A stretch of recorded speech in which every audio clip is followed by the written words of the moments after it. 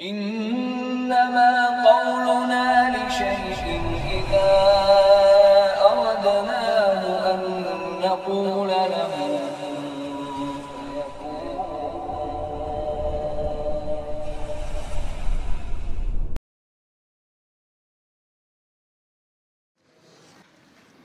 فإن أصدق الحديث كتاب الله وخير الهدي هدي محمد صلى الله عليه وسلم وشر الأمور محدثاتها وكل محدثة بدعة وكل بدعة ضلالة وكل ضلالة في النار أما بعد.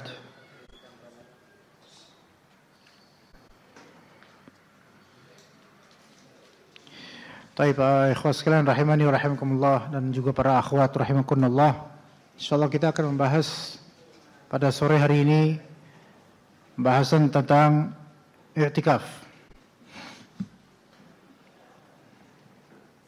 Ya, ini pembahasan yang sangat penting dan vital bagi yang meniatkan diri untuk beriktikaf di 10 hari terakhir Ramadan atau di selain itu, di sebelum-sebelumnya, seperti waktu-waktu sekarang. Banyak dari pembahasan dari para ulama di kitab-kitab mereka mengenai i'tikaf, di rincian perihal masjid, hari, waktu, durasi, syarat sahnya, serta rukun-rukunnya, sunnah-sunnah dalam i'tikaf, hal yang makruh dalam i'tikaf, dan juga hal yang haram dalam i'tikaf itu dibahas oleh para ulama. Namun di rinciannya kadangkala terjadi ikhtilaf, perbedaan pandangan mengenai tata cara di beberapa hal. Namun insyaallah kita akan membahas tidak di masalah khilafiyahnya, melainkan di kesimpulan langsungnya. Insyaallah kita akan bahas tentang apa itu i'tikaf, hakikatnya, ya, definisinya, hakikat i'tikaf dari segi bahasa dan juga dari segi syariat. Kemudian kita akan membahas dua rukun i'tikaf, dan seterusnya dari pembahasan insyaallah. Antum udah libur? Alhamdulillah. Taib. Pertama kita bahas, mohon maaf ini sebenarnya kajian mulai jam berapa harusnya ikhwan? Sebenarnya jam 4. Ada artinya terlambat setengah jam. Mohon maaf, karena jam 3 aja masih ngisi kajian di Blok M Square. Jadi ini langsung kemari. Jadi harap maklum. Itu juga di jalan sempat ngantuk-ngantuk, subhanallah. Tapi alhamdulillah Allah selamatkan anak, karena anak ingin melihat wajah-wajah ceria antum di sini. Ya, anak gak nyesel kesini karena ngelihat wajah antum, masya Allah. Taib, i'tikaf secara bahasa ada al-mukth, yaitu menetap atau berdiam diri di suatu tempat, itu i'tikaf.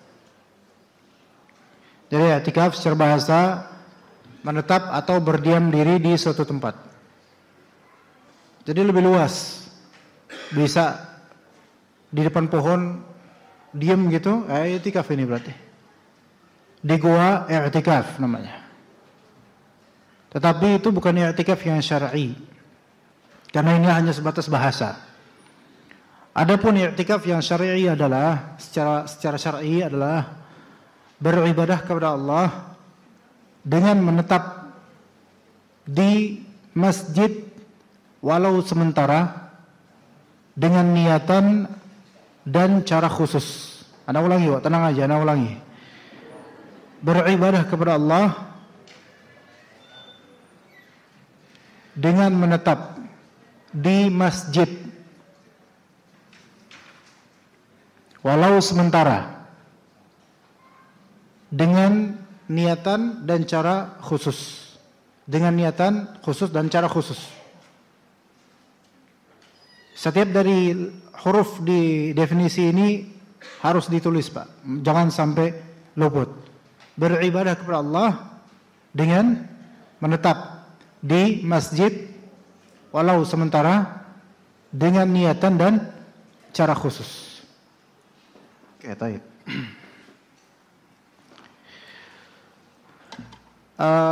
Definisi ini memiliki beberapa komponen. Mungkin sekitar 5 komponen. Pertama, yaitu beribadah pada Allah, itu 1. Boleh dibuletin atau digarisbawahin, tulis 1 gitu. Kemudian beribadah pada Allah, 1. Kemudian dengan menetap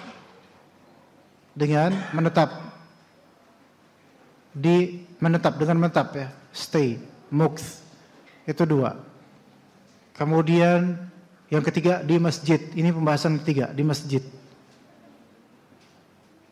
Pembahasan keempat, walau sementara, itu keempat. Kelima, dengan niatan dan cara tertentu.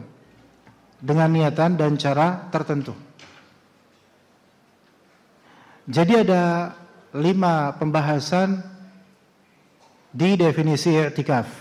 Tentu ulama mereka memiliki pendefinisian beragam terhadap i'tikaf. Ada beragam macam-macam. Tapi ini definisi yang Anda pilih dari beberapa saripati dari beberapa definisi ulama. Jadi 5 pembahasan di sini. Yaitu i'tikaf adalah ibadah pada Allah. Itu ada pembahasan tersendiri. Kemudian dengan cara apa? Menetap. Ini ada pembahasan sendiri. Kemudian di masjid, ini pembahasan lebih luas lagi nih tentang masjid ini. Bahkan ada kaitannya sama di mana antum sekarang duduk. Ini masjid atau musalla? Atau lapangan tenis? Ini masjid atau musalla? Masjid atau musalla, rumah Quran. Nanti anu sholat maghrib mana? Di masjid. Sini, berarti ini masjid atau musalla? Nanti kita bahas.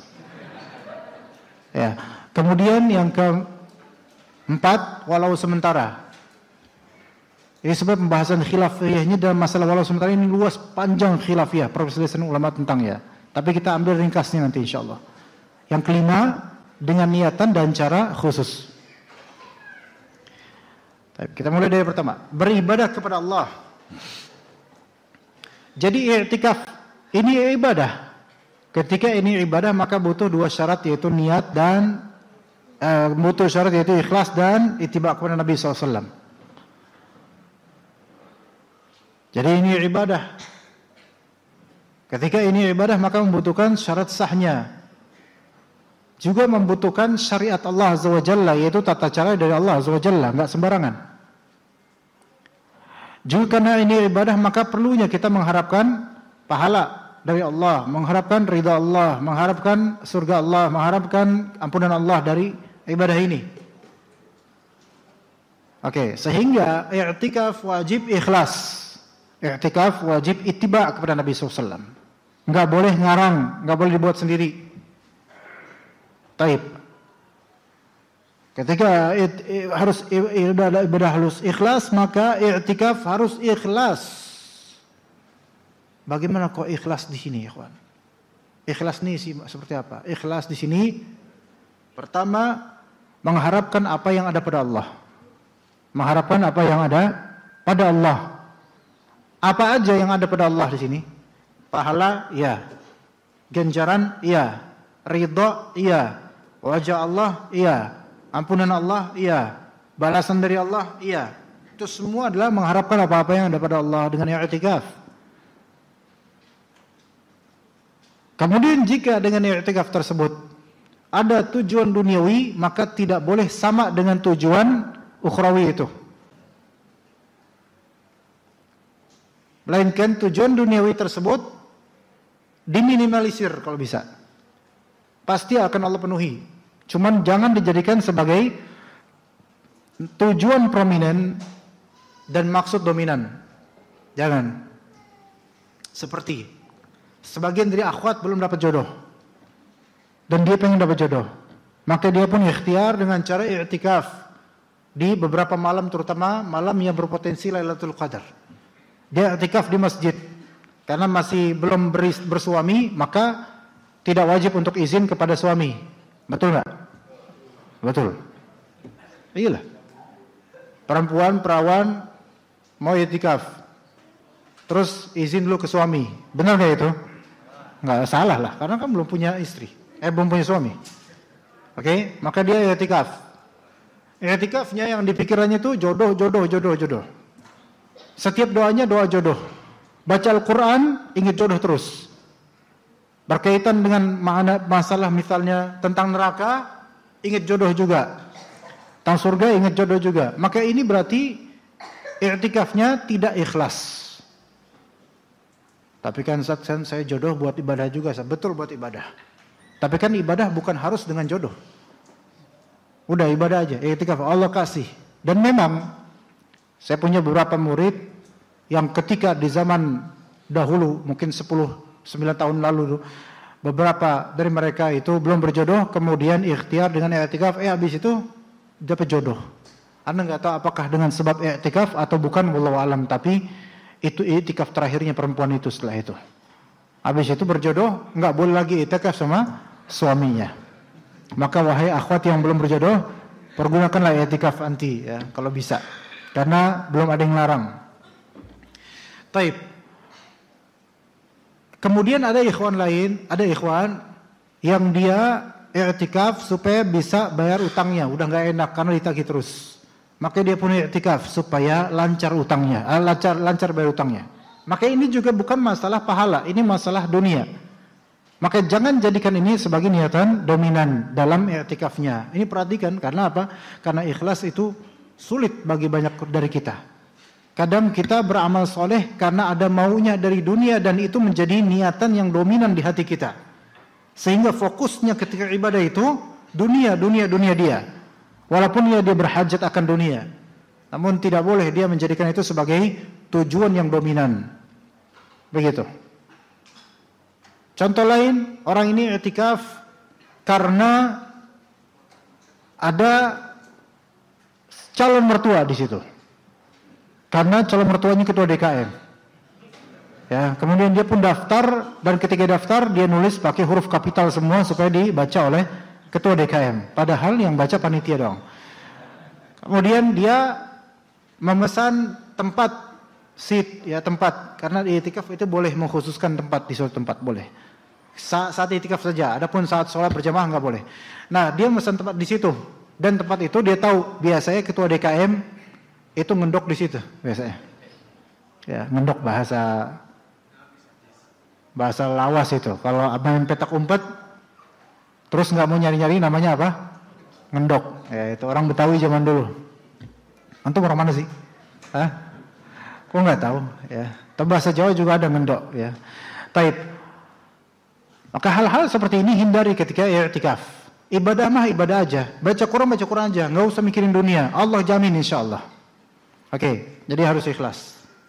Karena Allah Azza wa Jalla. Dan jangan jadikan dunia sebagai pencaharian saat i'tikaf. Itu ibadah lillahi ta'ala. Beribadah kepada Allah dengan cara apa? Menetap. Itu yang kedua sekarang. Dan bahkan i'tikaf itu sebenarnya platformnya itu menetap, karena secara bahasa i'tikaf artinya menetap. Sehingga antum jangan kemana-mana, jangan keluar masjid kecuali ada hajat atau darurat.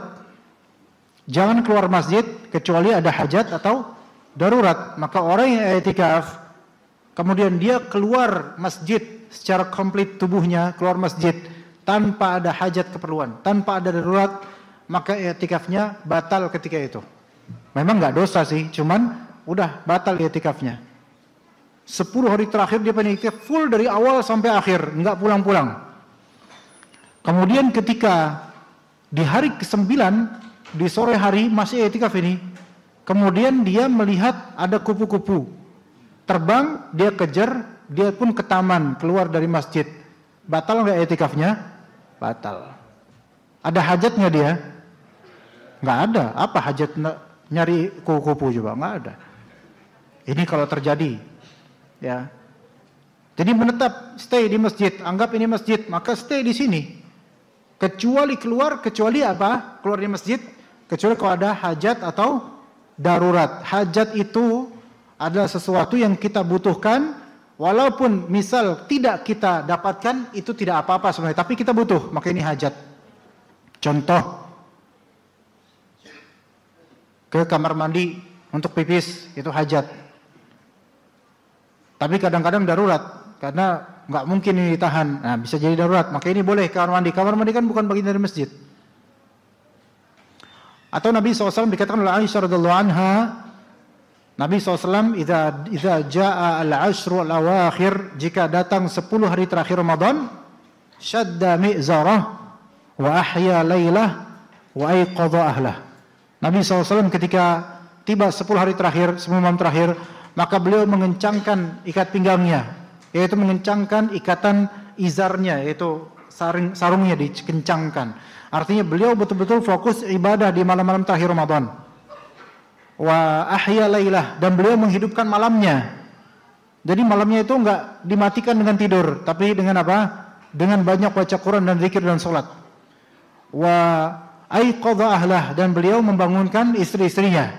Membangunkan istri-istri ini yaitu bisa artinya sebelum i'tikaf, yaitu antum berikan tanbih dan warning, nanti malam bangun, banyak sholat dan zikir, itu.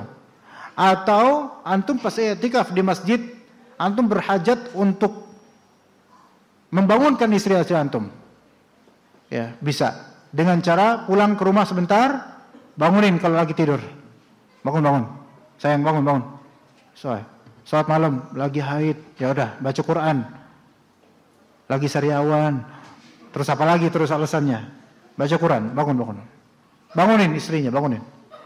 Kalau perlu anaknya yang sudah balik atau usia mumayyiz, suruh bangun untuk baca Quran.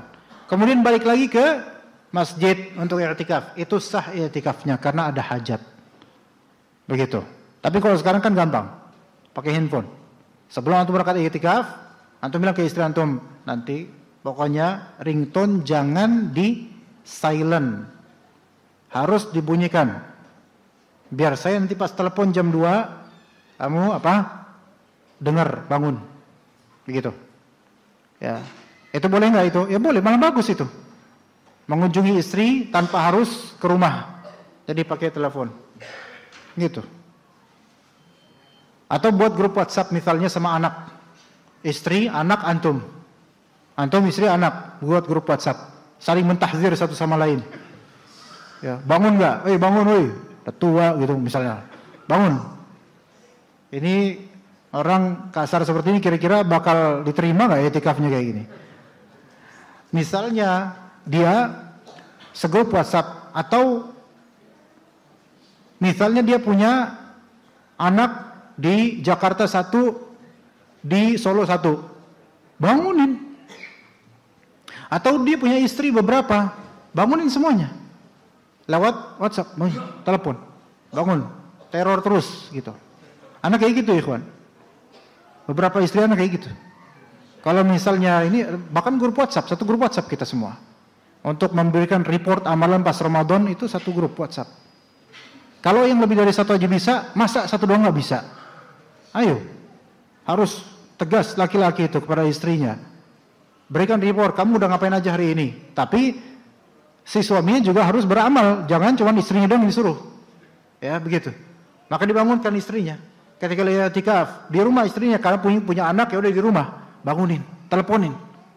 Itu bentuk perhatian suami pada ibadah amal istrinya. Jangan dibiarin gitu aja geletak tidur sampai subuh, jangan. Mentang-mentang suami i'tikaf, istrinya enak-enakan gitu aja sampai subuh, enggak. Beriktikaf bukan i'tikaf, beribadah di rumah sendiri, begitu. Ya. Jadi i'tikaf itu menetap di masjid. Di masjid. Nah, nomor pertama tadi ibadah kepada Allah butuh niatan. Itu rukun pertama i'tikaf. Kemudian mendekam di masjid, menetapnya di masjid, ini rukun kedua i'tikaf. Dan i'tikaf cuma 2 rukun doang. Yaitu niatan lillahi ta'ala untuk i'tikaf, dan juga yang kedua apa? Menetap di masjid. Dan ini suatu pembahasan menetap di masjid ini. Karena ini suatu istilah, masjid ini istilah syar'i yang berbeda dengan musalla. Berbeda dengan musalla. Jadi i'tikaf tidak sah di musalla.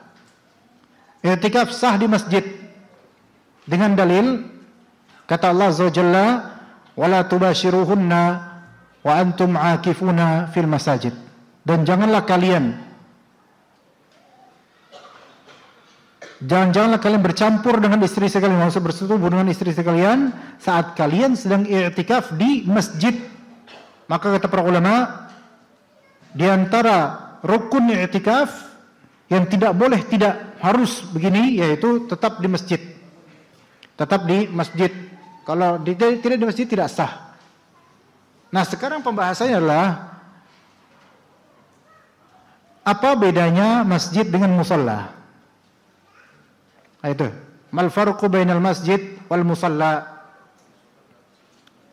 Ya, what is the difference between masjid and musalla? Mosque and musalla. Masjid adalah masjid. Musalla pinter. Taib, masjid, nih definisi masjid ya kawan. Masjid nih definisi.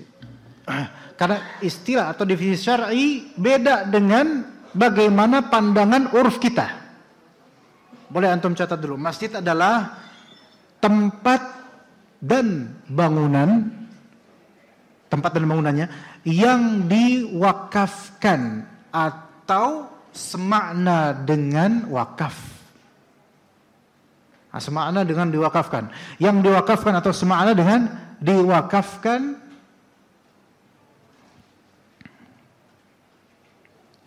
untuk ibadah kaum muslimin secara rutin. Untuk ibadah kaum muslimin secara rutin. Ibadah yang maksudnya sholat berjamaah, sholat. Jadi masjid adalah tempat dan, bukan atau ya, tempat dan.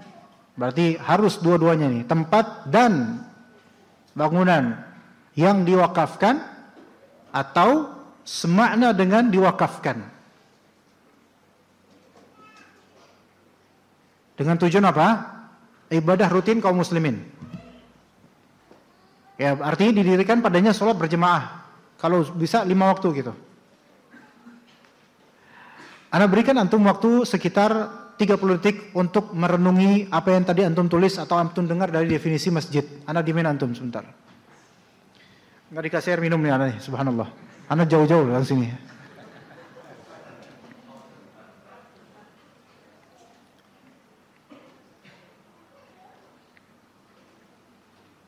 Pikirin Pak, jangan ngeliatin anak, pikirin. Sampai paham sendiri. Renungkan. Oke.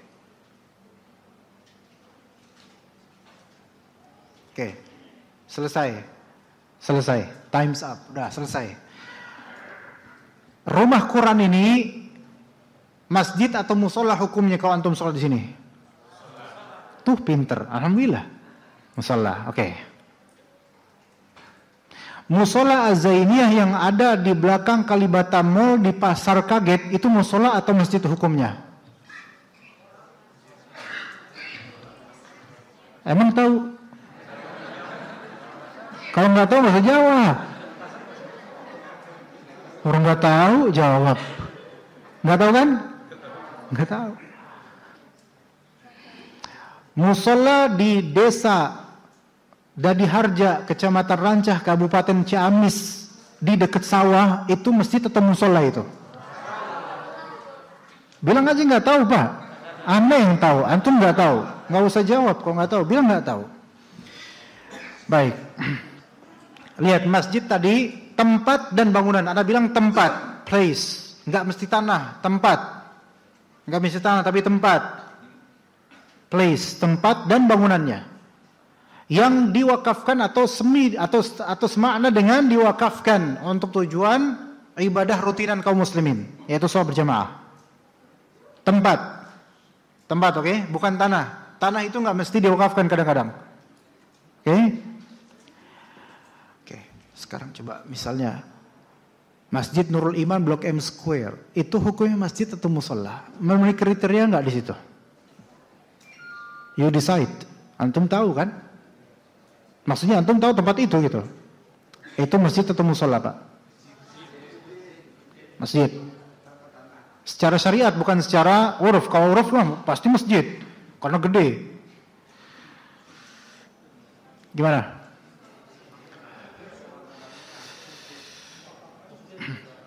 Diwakafkan. Emang ada tulisannya wakaf gitu? Ayo sok. Jawab. Harus benar, ayo. Siapa yang jawab masjid? Enggak apa-apa, enggak berani aja enggak apa. Salah, Anda salahin banget, benar. Jawab. Masjid apa musola? Masjid. Musola. Ayo, tim musola. Hebat banget di bocil nih Masjid Nurul Iman dengan musola mana Masya Allah berani antum tarantum teh ke DKM sana. Ini DKM Dewan Kemakmuran Masjid apa Dewan Kemakmuran Musola bilang gitu. Masjid, musola kata antum. Siapa tadi bilang musola selain beliau? Setuju dengan beliau musola? Musola Pak? Masjid. Baik. Kenapa masjid? Karena gede, pintar. Indonesia banget itu. Ayo. Kita mau masjid, Pak? Karena wakaf dan semakna nggak bisa. Wakaf atau semakna dengan wakaf. Pilih salah satu. Yang mana, Pak? Semakna dengan wakaf. Masya Allah. Bagus. Siapa lagi? Pakai token listrik. Ibadah rutin kaum muslimin. Bagus. Memenuhi kriteria. Ada lagi yang mau jawab tambahan? Akhwat mungkin? Ayo. Bagus, jawabannya bagus. Dia kan tempat ya. Tanah bukan, tanah mah di bawah, jauh banget, masih jauh, ya kan? Jadi nggak mesti di atas tanah plok-plok gitu, nggak mesti. Ya, bisa di lantai berapa? Oke. Dan bangunannya, gitu loh. Bangunannya bangunan rumah ibadah atau shopping, rumah ibadah. Ya. Diwakafkan atau di semakna dengan wakaf. Mana yang benar nih? Mana yang benar? Semakna dengan wakaf. Semakna. Kenapa semakna dengan wakaf? Sini anak kasih tahu antum tentang masalah wakaf atau semakna dengan wakaf. Wakaf itu salah satu bagian dari sedekah. Ya. Wakaf itu salah satu jenis sedekah. Secara umum sedekah itu kan banyak modelnya. Ya. Nafkah ke istri itu termasuk sedekah. Wakaf termasuk sedekah. Ngasih fakir miskin termasuk sedekah. Zakat pun termasuk sedekah. Tapi zakat sedekah wajib, nafkah sedekah wajib. Nah, tapi secara khusus wakaf sama sedekah itu beda. Oke. Wakaf itu tasbilul asli wa tasbilul manfaah. Tahbisul asli wa tasbilul manfaah itu wakaf. Tahbis al-asl wa tasbil al-manfaah. Tahbisul asl artinya mempermanenkan pokok. Tasbilul manfaah artinya menyebarkan, meneruskan manfaat. Pokoknya dipermanenkan, manfaatnya diteruskan. Itu namanya wakaf. Gimana? Bisa dimengerti nggak? Wakaf secara bahasa artinya berhenti. Secara syariat, wakaf adalah modal atau pokoknya dipermanenkan, terus ada. Dan manfaat dari pokok ini diteruskan sampai seterusnya. Makanya wakaf itu, komoditi barang yang diwakafkan, itu tidak boleh barang yang bisa habis. Sesuatu yang bisa habis nggak bisa diwakafkan. Beda dengan sedekah. Sedekah itu biasanya bisa dihabiskan. Coba deh, misalnya saya ngasih 50.000, mau nggak? Mikir dia. Nawar lagi, subhanallah. Lama, masya Allah. Mau nggak? Wah, ini kalau ikutan family 100 ini nggak bisa ini. Dah, antum mikir aja nanti sampai buka ya. Nanti buka kasih tahu anak ya. Misalnya anak kasih uang ke seseorang 2 juta. Seneng orang itu. Ini pinjaman Ustaz, bukan. Ini buat antum. Taib. Ini sedekah atau wakaf? Kenapa sedekah? Karena bisa habis. Taib. Sekarang kemudian Anda membelikan untuk antum buku. Ya, ini buku karya Ustadz Yazid buat antum. Anda wakafkan buat antum, tolong belajar. Ini wakaf atau sedekah? Wakaf. Karena nggak habis, nggak dimakan, nggak diapa-apain. Oke? Antum ngasih air mineral 5 karton. Buat orang buka puasa, buat iftar, betul, 5 karton. Wakaf atau sedekah? Sedekah. Antum ngasih AC buat masjid, AC-nya wakaf. Antum biayain token listriknya, sedekah. Alhamdulillah antum belajar sini jadi agak pintar sedikit, alhamdulillah. Alhamdulillah. Oke. Masjid itu diwakafkan atau disedekahin? Yang diwakafkan apanya? Tempat dan bangunannya. Adapun tokennya, listriknya, maka ini sedekah masuknya. Tapi pahala yang ngalir insya Allah. Oke.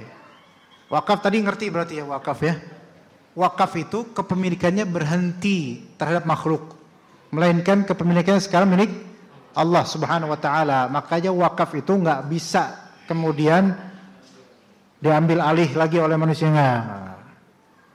Jadi segala tempat ibadah yang diniatkan nanti bisa di take over, bisa dialih fungsikan, bisa diambil alih, maka ini bukan masjid.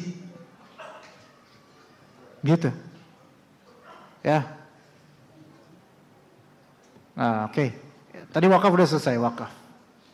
Jadi wakaf itu dari ownernya, ini bangunan saya wakafkan buat masjid, ini tanah saya wakafkan buat masjid, fix ini wakaf.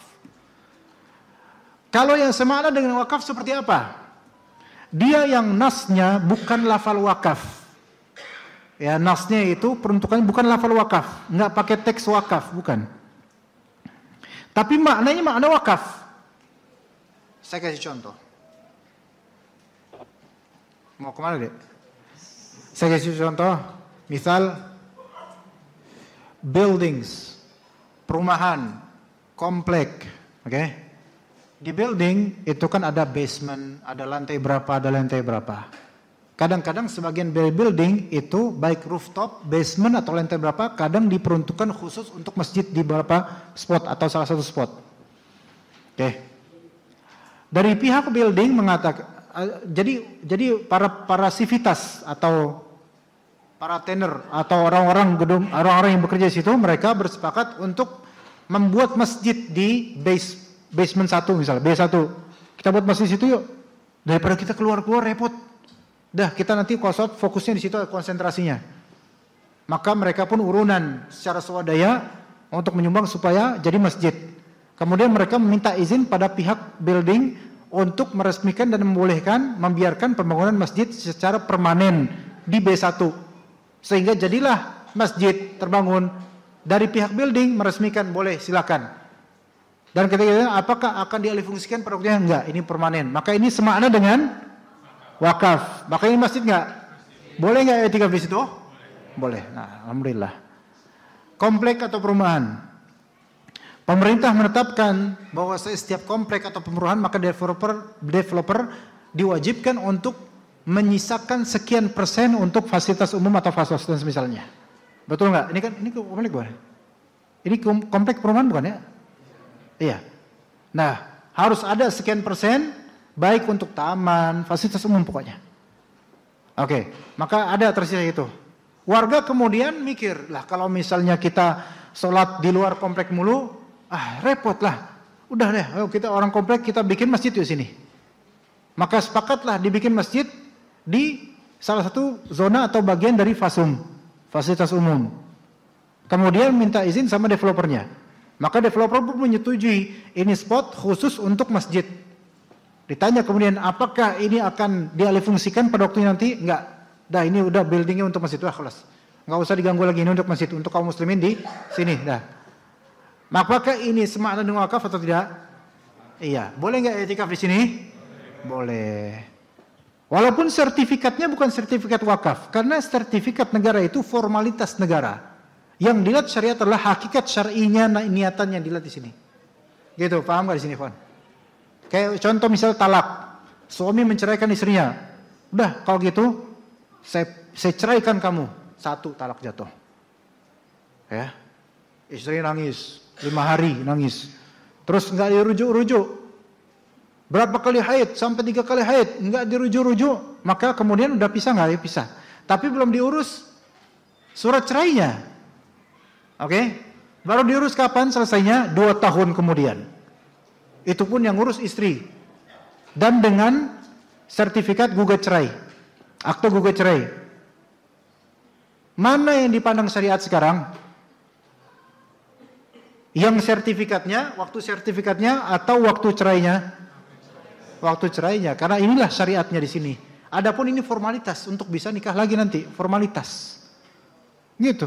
Maka ketika sertifikat cerai itu terbit, tidak ada masa iddah. Karena masa iddahnya udah kapan tahu kan? Gimana? Paham nggak jemaah? Harus paham, jangan nunggu cerai dulu baru paham. Harus paham, jangan cerai kalau bisa, jangan cerai. Paham, harus paham. Jadi namanya birokrasi dan formalitas kenegaraan, kalau itu masalah yang memang sudah fix ada syariatnya, maka unggulkan syariatnya dulu. Adapun formalitas itu formalitas saja untuk menunjang birokrasi aja itu mah. Sebagian masjid tanahnya itu belum sertifikasi wakaf atau hibah belum. Dia masih atas nama keluarga fulan, bapak fulan masih. Bahkan fulannya masih hidup. Tapi niatan bapak fulan ini saya peruntukkan untuk masjid sudah selamanya, nggak bakal diganggu kok, nggak bakal. Maka ini semakna dengan wakaf. Begitu. Ini semua masjid namanya, walaupun label di Indonesia musola al-muttaqin, musola. Musola itu hanyalah labeling uruf kita. Terjadi distorsi dan pergeseran makna. Musola versi syariat dengan musola versi Indonesia, bahasa kita. Musola versi kita itu, misal, kalau jemaahnya nggak lebih dari 40, tuh musola namanya. Karena di 40 dikit 40. Rumah Quran aja lebih banyak daripada masjid, maka musola, ya kan? Atau bagi mereka musola itu yang bentukannya itu sederhana kecil, musola. Mau 40 kayak mau enggak, dilihat dari kecil, musola pasti. Gitu. Atau tinjauan lain karena dia di gang. Kalau di gang musola, kalau di jalan masjid dong. Itu karena di gang kecil musola. Atau tinjauan lain karena dekat dengan masjid. Kalau ada 2 masjid deketan, jangan. Maka ini musola aja namanya, ngalahlah sama yang tuaan gitu. Ada nggak kayak gitu ya kawan? Ada, banyak. Kemudian juga biasanya di desa itu ada masjid umumnya, masjid desa, masjid alun-alun, masjid lapangan, masjid gedenya lah. Nanti kan ada branches, ada gangs, ya gangs. Ada gang-gang. Nah kadang di beberapa gang itu kan ada rumah ibadah. Itu di musola ini semua. Sebagai ranting dari masjid ini. Padahal ini semua telah wakaf khusus untuk rumah ibadah. Ya enggak? Hukumnya apa semua ini? Masjid. Cuma masalahnya musola desa itu, apalagi yang pojok-pojokan, pinggir sungai, itu kadang-kadang cuma maghrib doang. Maghrib, isya mulai dikit, subuh tinggal aki-aki. Maghrib adalah anak-anak kecil dikit-dikit lah. Cuman seberapa doang. Tapi sebenarnya hukumnya ini hukum masjid. Gitu. Hukumnya hukum masjid. Hanya saja para ulama, sebagian ulama kurang merekomendasikan i'tikaf di tempat semakna dengan masjid yang tidak diselenggarakan Jumatan. Kenapa begitu? Karena untuk orang yang full 10 hari terakhir Ramadan itu full i'tikaf dari awal sampai akhir, itu mereka harus keluar dari masjid menuju ke masjid yang ada Jumatannya gitu loh. Walaupun sebenarnya nggak apa-apa, nggak batal i'tikafnya karena kan ini hajat, bahkan kewajiban. Oke, sekarang refleksikanlah di musola atau masjid dekat rumah antum. Itu pernah ada di suatu komplek perumahan di daerah Citayam. Ada suatu komplek Citayam. Itu rumahnya bagus-bagus padahal. Ya. Sebelum Ramadan kemarin, sebelum Ramadan, ada diminta isi kajian tentang masa Ramadan. Itu tuh musola namanya dia, musola komplek. Maka adapun isi kajian di situ, di antara temanya adalah tentang masjid dan musola. Dan mulai dari situlah terbuka kemudian cakrawala warga, dan itu warga semua yang hadir tuh, warga dan Pak RT semua hadir tuh. Akhirnya terbuka cakrawala mereka tentang bahwasanya yang kalian selama ini sholat di sana adalah masjid secara syar'i walaupun musola secara nama. maka boleh nanti Ramadan ada i'tikaf di sini. Mereka langsung surprise. Alhamdulillah. Akhirnya setelah itu mereka bahagia dan akhirnya bisa. Mungkin sekarang udah ada mencanangkan i'tikaf insyaallah. Gitu, alhamdulillah. Karena sebagian dari orang menganggap kalau musola kan nggak boleh. Betul, musola nggak boleh i'tikaf di situ, nggak bisa, nggak sah. Tapi kalau musola di sini cuma label doang dan secara syar'i di masjid, maka sah i'tikaf di situ. Begitu ya ikhwah sekalian. Adapun masjid rumah atau musola rumah tidak sah i'tikaf di situ. Misalnya rumah antum gede, ada ruangan atau dekat pancuran air ada di situ khusus musola rumah buat keluarga. Kalau sholat di situ, sholat berjamaah di situ, bisa tarawih di situ. Ini hukumnya masjid atau musola? Musola. Kalau istri antum i'tikaf di situ, apakah sah sebagai i'tikaf? Tidak sah. Tapi beramal soleh sah-sah aja. Namanya amal soleh kapan aja di mana bisa. Begitu ya ikhwan. Sampai sini clear ya. Nanti kalau ada pertanyaan silakan tanya langsung aja. Kemudian yang keberapa sekarang? Niatan khusus dan cara yang khusus. Artinya niatan khusus di sini apa? Waktu ya. Waktu nanti ada habis ini insyaallah. Tenang aja. Niatan di sini maksudnya antum niatan untuk mendekam atau menetap di masjid. Bukan niatan global beramal di masjid, bukan niatan pengen sholat berjamaah gitu, beda. Gini, anak kasih contoh ikhwan. Nanti kan Isya dan Tarawih. Antum kan bakal ke masjid insyaallah. Ya, antum ke masjid. Dan antum niatannya apa di situ? Pengen sholat tarawih, sholat Isya berjamaah dan pengen sholat tarawih di bulan Ramadan. Pertanyaan Anda, itu i'tikaf bukan? Bukan. Iya. Sholat tarawih sama sholat Isya doang. Berjamaah, i'tikaf bukan? Tadi walau sementara ya? Oh ya, jazakallah khair, ahsanta. Walau sementara, afwan. Tadi definisi tadi di masjid walau sementara itu belum dibahas ya? Oke, itu. Oke, jazakallah khair. Itu dulu, yang niatan nanti. Terjadi khilafiyah di antara ulama mengenai waktu i'tikaf, durasinya. Ada yang mensyaratkan dari awal 20 sampai 30 gitu. Maka di sini simpelnya anak kasih kepada antum kaidah 3 macam i'tikaf dari segi durasi dan mulai dan akhirnya. Dari segi durasi, mulai dan akhirnya. Atau dari segi durasinya. 3 macam i'tikaf dari segi durasinya itu. Ya, 3 macam i'tikaf dari segi durasinya. Termasuk di dalamnya mulai kapan dan berakhir kapan.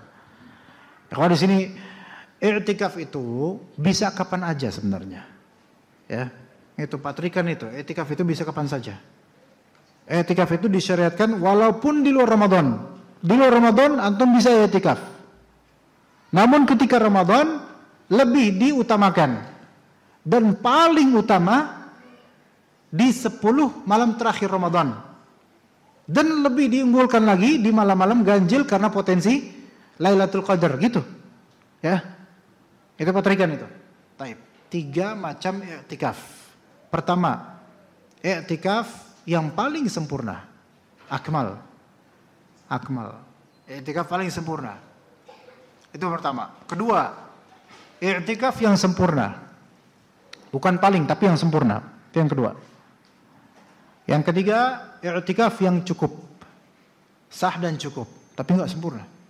Sah dan cukup, tapi enggak sempurna. Oke? Jadi i'tikaf ada 3 macam dari segi durasi. Dari segi mulai atau akhirnya. Yang pertama, i'tikaf yang paling sempurna. Kedua, i'tikaf yang sempurna. Ketiga, i'tikaf yang cukup dan sah.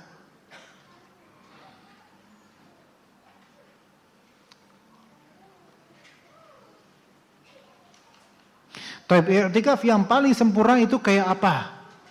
Tolong dijawab. Bagi yang menjawab, boleh pulang segera dan enggak buka puasa di sini. Sok biar pulang sok. Nah, i'tikaf yang paling sempurna itu apa? Silakan jawab. Enggak diusir, boleh sini tetap. Silakan. Bapak Ibu silakan jawab. Enggak mau jawab, biar cepat saya yang jawab. I'tikaf yang paling sempurna adalah i'tikaf 10 hari terakhir secara full. Ya. Lalu when to begin, when to end. Kapan mulainya, kapan berakhirnya. 10 hari full. Kapan mulai, kapan berakhirnya? Sok silakan jawab. Mulai kapan? 20 atau 21? Antum berselisih. Biar ana rapikan. Simpelnya adalah mulai dari sebelum maghrib di sore hari tanggal 20. Karena maghribnya tanggal 21. Sebelum maghrib di tanggal 20, sebelum maghrib. Maghribnya tanggal 21, sebelumnya tanggal 20. Kalau dipraktekkan di kenyataan 1446 berarti hari Kamis besok sore. Hari Kamis sore besok. Karena Kamis tanggal 20 Ramadan. Jumat atau mulai dari maghrib, Kamis maghrib itu 21 Ramadan. Malam 21 tuh. Maka itu mulai itu. Sebelum matahari terbenam, sebelum maghrib, Kamis maghrib. Kalau emang antum mau full. Pulangnya kapan? Keluarnya kapan? Malam takbiran. Betul. Kalau mau pulang takbiran. Tapi jangan pas habis maghrib karena belum pengumuman pemerintah. Nunggu pengumuman perintah dulu. Takutnya malam 29 sidang isbat. Jam 8 kurang baru keluar tuh terbit ininya apa? Pengumumannya bahwasanya ditambah 1 hari lagi. Ya, makanya jangan pulang dulu, jangan sotoy gitu loh. Habis maghrib, wah alhamdulillah maghrib udah pulang. Kemudian nunggu keputusan perintah. Ya, masih ada 1 hari lagi injury time gitu kan. Wah, langsung. Ya Allah, batal enggak dia? Batal, udah 9 hari itu padahal tuh. Ya udah, balik lagi enggak apa-apa lah. Mungkin diberi uzur insyaallah. Ya. Maka besok baru kemudian setelah maghrib keluar, bisa. Gitu. Beberapa ulama ada yang mengatakan dia baru boleh keluar di setelah subuh hari Id. Wah, jangan, kesian. Mandi gimana? Dia udah 10 hari loh jauh dari istri, gitu kan. Maka di malam lebaran dia boleh keluar. Dia bayar zakat fitrah. Gitu. Oke, itu yang full 10 hari. Kemudian yang sempurna nomor 2. Ini adalah i'tikaf yang hanya mengambil full day atau full night. Yang hanya mengambil full siang dan full malam.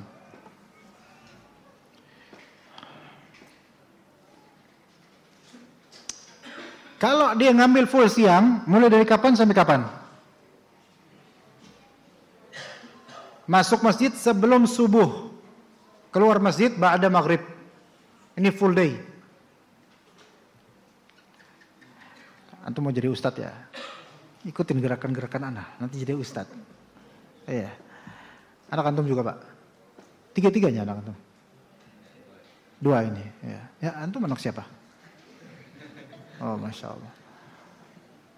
Kalau misalnya malam ngambilnya dan itu lebih afdal, mulainya kapan? Sebelum maghrib. Keluar kapan? Setelah subuh. Begitu.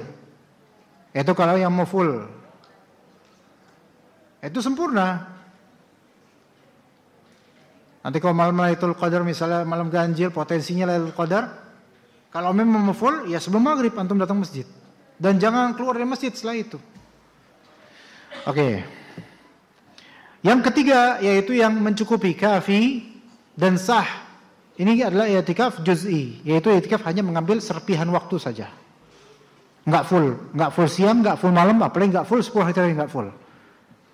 Ini diperbolehkan oleh sebagian ulama dan ini lebih sahih, boleh. Ya, yaitu hanya mengambil sementara. Setengah jam lah, sejam lah, 2 jam lah, dengan niatan mendekam di masjid, menetap di masjid untuk ibadah. Adapun dengan niatan menetap di masjid untuk bagi-bagi kurma atau untuk ngobrol, maka ini bukan i'tikaf. Jadi niatan di masjid itu untuk ibadah, i'tikaf.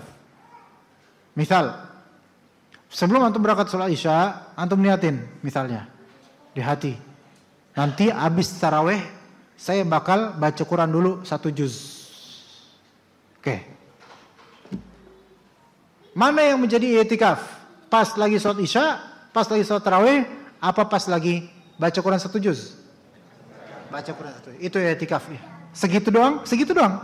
Ya karena emang segitu doang dia niatnya. Saya habis sholat tarawih pengen tetap di masjid sampai jam 1 saya baru pulang ke rumah.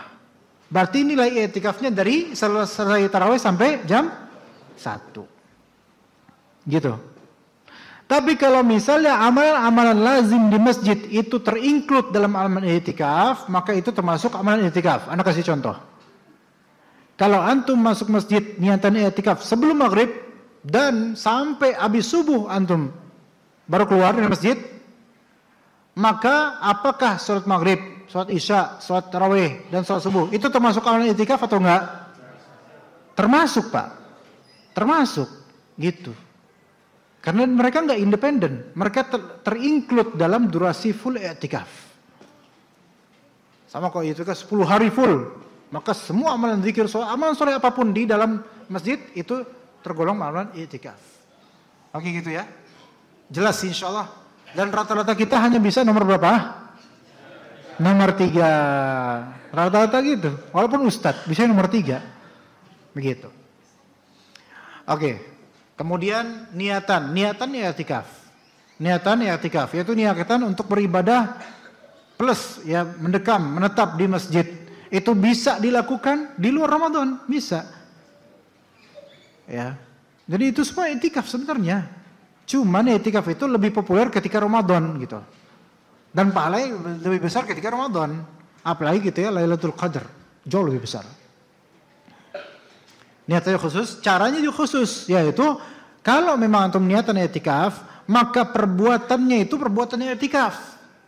Kecuali istirahat kayak tidur itu wajar, nggak apa-apa. Perbuatan i'tikaf seperti baca Al-Quran, zikir, doa, kajian, menyimak kajian, membaca kitab, menyimak kajian, kajian online dan sebagainya, itu i'tikaf bisa, amalan i'tikaf. Ya. Nulis buku, mengarang buku agama gitu, itu juga bisa. Tapi kalau nulis cerpen, nulis novel, baca novel, si boy dari gua hantu misalnya, ini bukan i'tikaf, ini orang ngapain? Atau ngobrol ngalor ngidul dan seterusnya, maka ini bukan i'tikaf. Ya seperti itu ya. Baik, jadi amalan-amalan yang dilakukan di dalamnya amalan i'tikaf. Kita kasih waktu sekitar setengah jam untuk tanya jawab, dipersilahkan. Mungkin materi sampai sini aja dulu. Sebagian dari antum mungkin punya pertanyaan yang perlu dijawab, bisa ditanyakan insyaallah ta'ala. Kita menunggu waktu untuk berbuka puasa. Silakan Pak, ada nggak pertanyaan? Bapak, Ibu, Ikhwan, Akhwat, ayo, betul.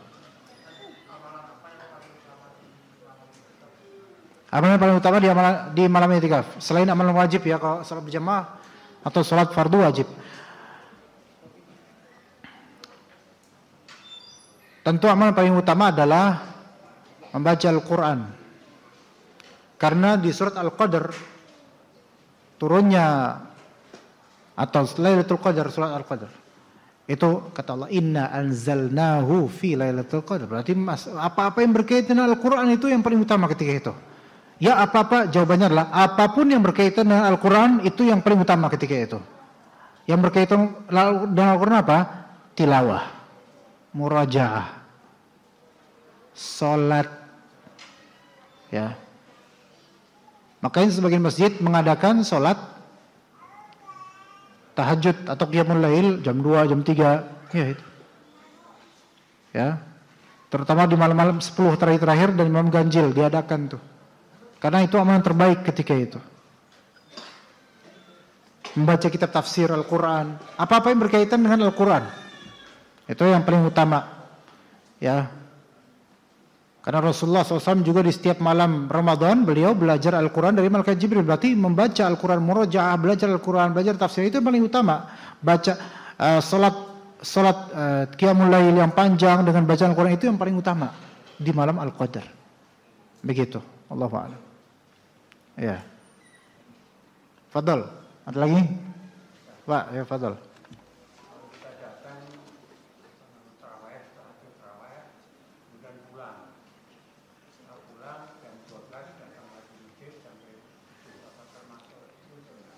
insya Allah itu bisa termasuk i'tikaf jika niatan i'tikaf. Jam 12 baru datang, kemudian subuh pulang, atau jam 12 datang, jam 2 pulang buat makan sahur, bisa. Tidak apa-apa. Itu bisa, itu i'tikaf juga. Tapi ya pahalanya segitu.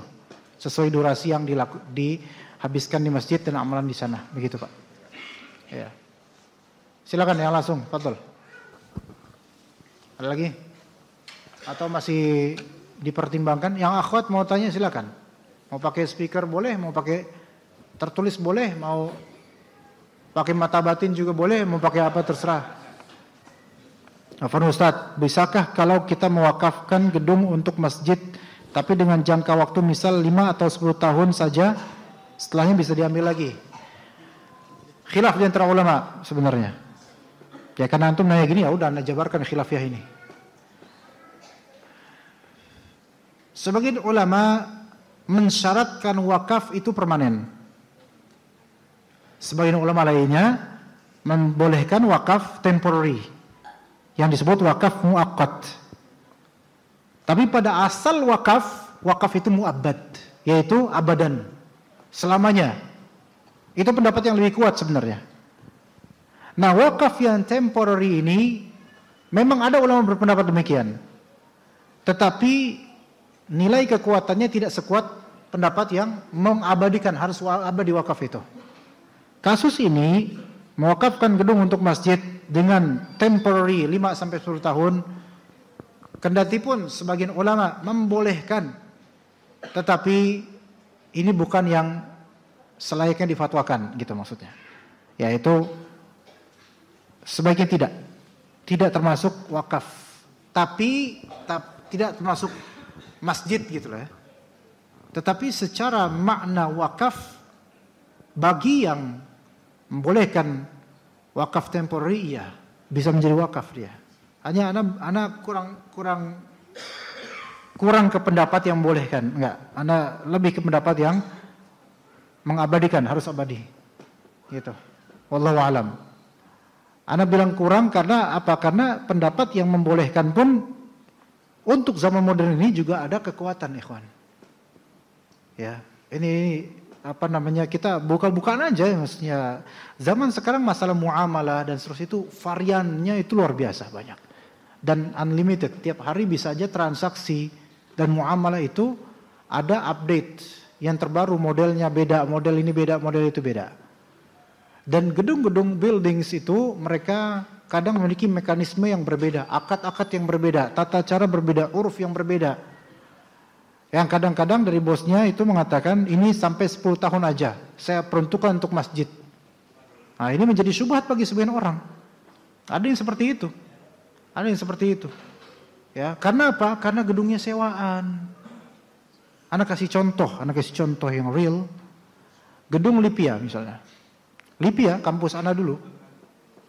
Itu antum kira gedungnya punya Saudi gitu? Enggak lah, kalau punya Saudi bukan biru warnanya. Ya. Hijau, tapi hijau nanti punya NU lagi. Bukan, di sini Saudi lah, boleh Saudi. Nah, itu lantai kedua di gedungnya sebelah kanan itu kan masjid. Iya. Satu lantai full masjid semua tuh. Sementara ini gedung sewaan, namanya sewaan berarti kan apa? Ada batasannya. Kalau enggak nerusin sewa, ya habis dah tuh semua. Begitu. Makanya di sini memang Anda lebih condong pro ke wakaf itu harus selamanya. Wakaf masjid harus selamanya, jangan sementara.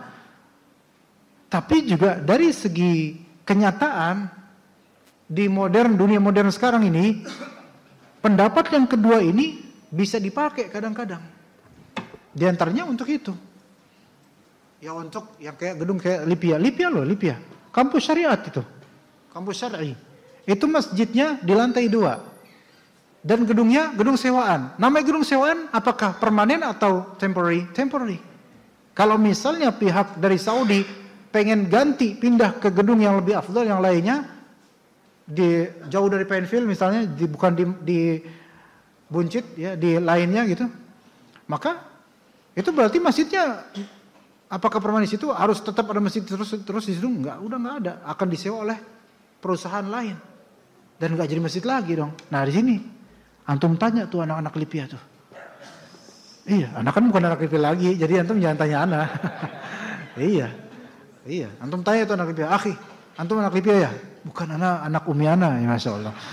Antum waktu di Libya, antum asal Libya. Antum kalau sholat di mana? Di masjid. Masjid mana? Lantai 2 Libya. Oke. Sekarang anak punya big question for you. Anak punya pertanyaan untuk antum. Kan antum menuntut ilmu. Mesti kudu cari jawabannya nih. Coba apa? Coba. Ini fikih kan? Dia fakultas syariah biasanya. Antum tanya anak Libya ya. Ada nggak anak Libya sini? Pokoknya ketemu anak Libya tanya nih, biar bingung dia. Itu kan antum sholat di masjid ya. Masjid kan harus wakaf. Dalilnya kan kata Allah wa annal masajida lillahi fala tad'u ma'allahi ahada di surat Al-Jin. Bahwasanya masjid itu milik Allah. Sehingga kan para ulama mengatakan namanya masjid milik Allah berarti kan harus wakaf ya. Iya. Permanen enggak? Iya permanen. Itu masjid di Libya itu permanen enggak? Permanen lah, orang kita setiap hari di situ kok. Enggak maksudnya itu gedung sewaan bukan? Sewaan. Nah, namanya sewaan permanen enggak? Ada enggak sewa permanen? Enggak ada sewa permanen. Anda beli baru permanen. Antum tanya itu. Bilang, titipan pertanyaan dari Ustaz Hasan kita bilang. Iya, insya Allah bingung dia. Iya. Tapi pendapat ulama yang kedua boleh wakaf temporary sementara. Cuman ini enggak layak difatwakan. Karena orang akan bermudah-mudah nanti wakafkan. Nih saya wakafin 3 tahun, habis itu saya caplok lagi. Jadi ribet nanti birokrasinya, gitu. Ya begitu, wallahu alam. Jadi Anda tidak pro dengan wakaf masjid temporary seperti ini. Cuma ada beberapa konteks yang mau nggak mau wakaf temporary itu dibenarkan, gitu loh. Seperti itu. Oke. Karena pendapatnya juga kuat juga sebenarnya. Nih saya kasih contohnya. Anak kasih contoh. Ini wakaf, ini sewa bukan? Ini apa sih? Ini sebenarnya apa sih sebenarnya ini? Lapangan tenis atau apa nih? Hah? Sebenarnya apa ini? Mohon maaf, ini apa sebenarnya? Betul rumah Quran, tapi aslinya apa? Rumah Quran. Oh, ya udah berarti itu berarti. Oke, ini sewaan atau wakaf permanen? Wakaf permanen, sewa, apa ya sok. Jawab beda-beda lagi. Masa Anda yang harus jawab? Kan Anda bukan Anda yang ngurus di sini. Nah, kalau misalnya ini disewa dan penyewanya meniatkan saya wakafkan manfaat dari semua ini, fitur semua ini saya wakafkan tempat ini secara temporary sementara. Maka hukumnya hukum apa? Wakaf. Tapi sementara. Faham nggak maksud Anda di sini, ikhwan? Ini sebenarnya jawaban bagi pertanyaan sebagian dari antum yang kebingungan tentang tempat ini. Tapi antum nggak berani nanya sama Ustaz Nizar. Dikira Anda nggak tahu. Ya kan? Ustaz, ini kenapa kita sholat di sini? Kan ada masjid. Bukankah begitu? Udahlah jujur aja mana. Please. Antum kayak baru kenal anak kemarin pagi. Ayolah, terbuka aja mana. Kalau kita pakai pendapat ulama bahwa saya wakaf temporary itu semakna hukum wakaf, maka ini wakaf. Cuman Anda nggak pengen untuk memfatwakan begitu. Makanya ustaz-ustaz menahan diri mungkin nggak mau mengatakan ini. Karena takut menjadi subhat dan orang-orang nanti wakaf temporary. Nyewa, saya wakaf. Takutnya gitu. Iya. Karena sebenarnya membayar sesuatu nih. Ini bayar, ini sewa, saya sewa berapa juta sebulan. Berarti kan manfaat semua di sini tuh bisa dipakai. Antum di sini manfaatkan di sini rumah Quran. Di sini salat di sini. Berarti kan ada di tempat wakaf, ya enggak? Tapi temporary sementara aja. Muhaddad, terbatas waktunya. Ini sebenarnya semakna dengan wakaf.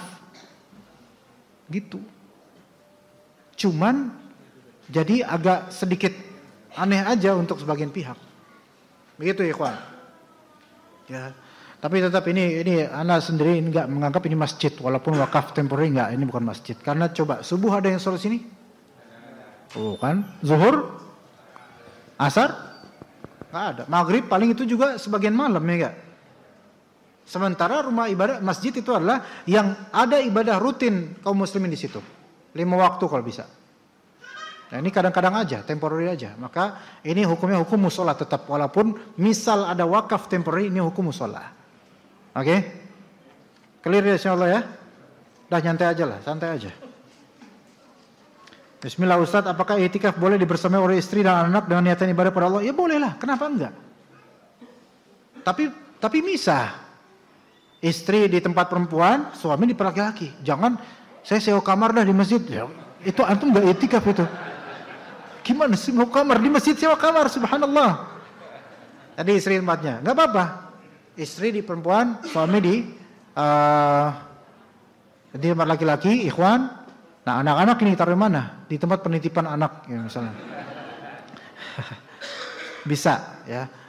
Kata Aisyah radhiyallahu anha, Nabi SAW beriktikaf di 10 hari terakhirnya, di 10 hari terakhir Ramadan, hatta tawaffahullah, sampai Allah Ta'ala wafatkan Rasulullah SAW. Thumma i'takafa azwajuhu ba'dahu min ba'dih.